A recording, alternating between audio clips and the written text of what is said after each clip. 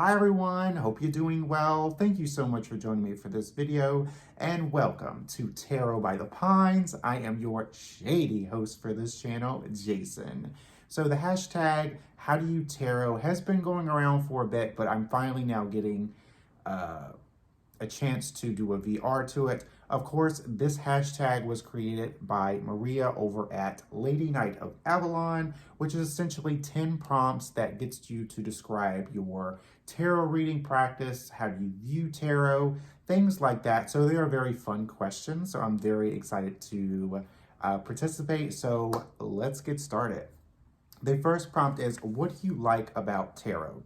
Now, Maria pointed out in her video that to her, tarot is a very visual tool, and I will definitely agree. I really enjoy other artists or creators' interpretations of the cards. I am not a big fan of the traditional artwork, the Rider-Waite-Smith. I respect it because it is so iconic and it is everlasting. It has been around for, it's been around. So I really like the visual aspect of tarot. And tarot is just a very visual experience to begin with, but it's also such a great tool to work with, which I'm getting ahead of myself. The prompt 2 is, what do you use it for? Now, back in the day when I first started doing tarot, probably the majority of people who started using tarot used it for predictive readings. And that's just low-hanging fruit, people. What does this person think of me? Are they going to get back with me? No, that is like low-hanging fruit. It's just, if you really want to know, ask the person. So I used to do it for predictive readings, and that's just, a beginner's mistake.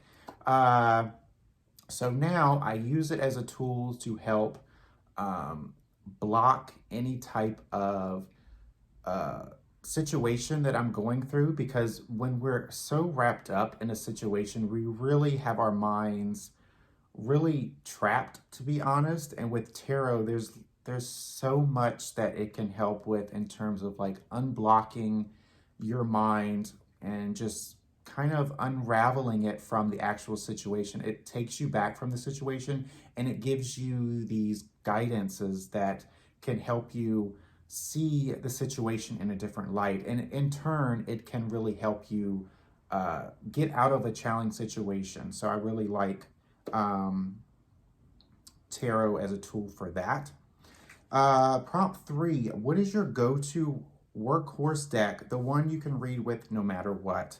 So I debated on whether to keep showing this deck off because it is my Grand Dame, the Everyday Witch Tarot. It is just a really fantastic deck to work with. It is one of my first tarot decks that I've ever gotten, and one of the tarot decks that helped me learn the meanings of the cards. So, of course, I will put in the video that I did a walkthrough of this deck. I really did a deep dive.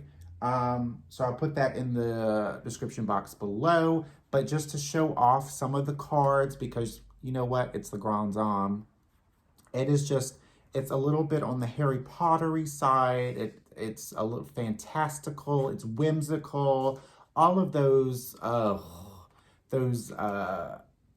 ways of describing this deck that everyone is just kind of sick of me talking about. But you know what? It's fine.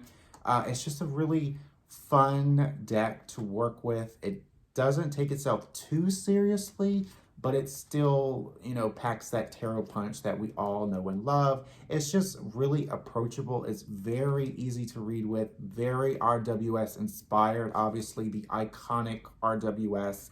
So definitely check out the video in the description box below where I do a deep dive into this deck. And of course, the guidebook, full color. It's just, the guidebook is really amazing. I am a sucker for a Llewellyn production, okay? Prompt 4 is, what is your most difficult deck to work with and why? So out of my deck library, I have chosen the Animal Totem Tarot. This is a fabulous animal-based deck. It is a very complex deck because the deck works with the animal itself, so it really dives deep in of how the animal to each card correlates to the meaning of the actual tarot card.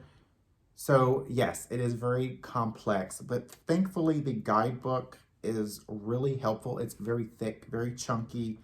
But when you look at these cards firsthand, even though they're RWS inspired, it really takes me aback because it doesn't go the traditional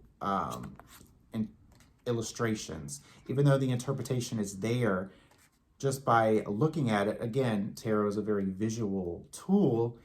I literally have to take a few moments to look up or to really have my mind calibrate what I've learned based off of a original RWS artwork. But thankfully, the guidebook is probably the biggest, chunkiest guidebook that I've received from a Llewellyn deck. This is a Llewellyn deck. Yeah, big sucker for Llewellyn. But it's great in terms of it has a lot of information. So it is a difficult deck to work with. And since it is a little difficult, I typically do not pick this up because I have a lot of other decks that are very easier to read with. So this is definitely a deck that's a little difficult. But going into prompt 5, which deck do you want to study in depth, but haven't gotten around to do it yet? This is definitely the Animal Totem Tarot. It's beautiful artwork if you are into animal-based decks. So going into prompt 6, what is your preferred deck style and has it changed over time? And the deck style is artwork. When I first started into tarot, I did not like human-based decks. I don't know why. So early on, I got into animal-based decks. So over time, that has definitely changed. I have definitely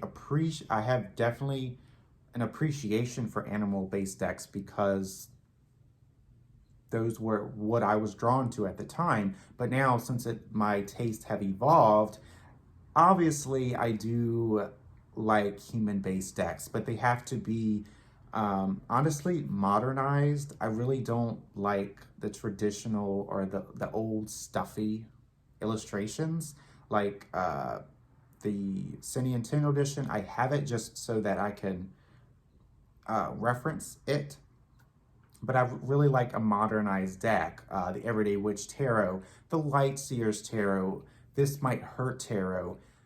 They're all inspired by the old traditional RWS artwork and illustrations and card meetings. So yeah, I just like a more modernized deck style.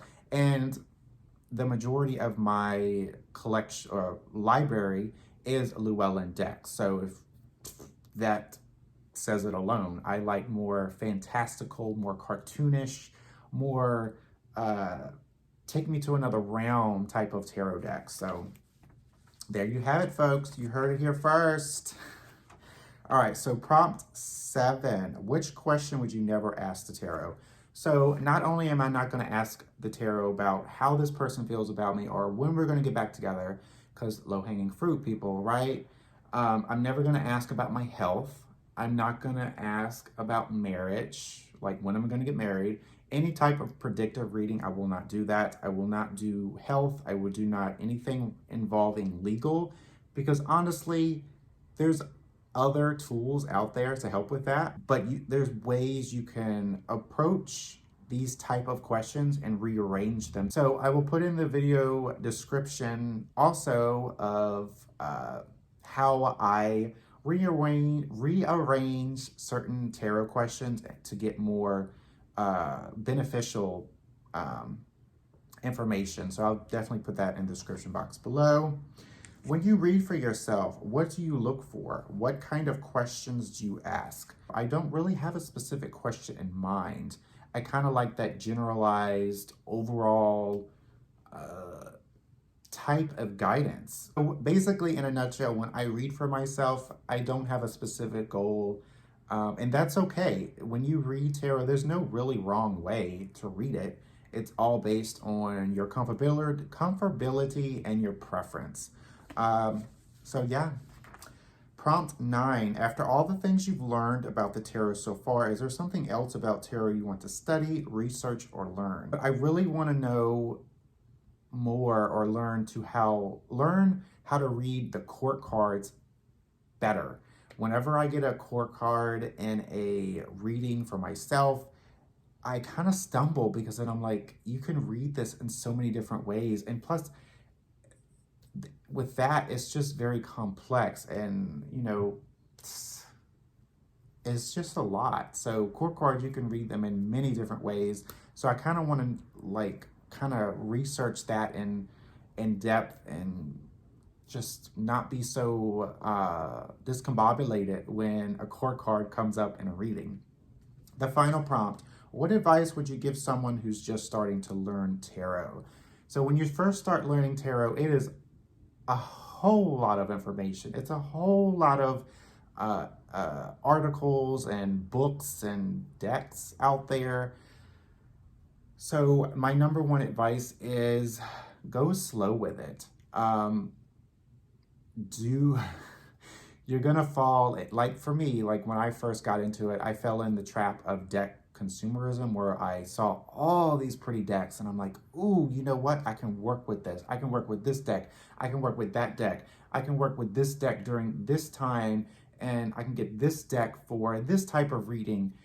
You really only need one tarot deck to learn tarot and read tarot. All the other tarot decks, they're just for, you know, to put in your deck library where you can just, you know, if you have an itch for that deck or you feel called to that deck, it's there in your collection. Also, you don't need all the tarot books out there. Honestly, one is fine.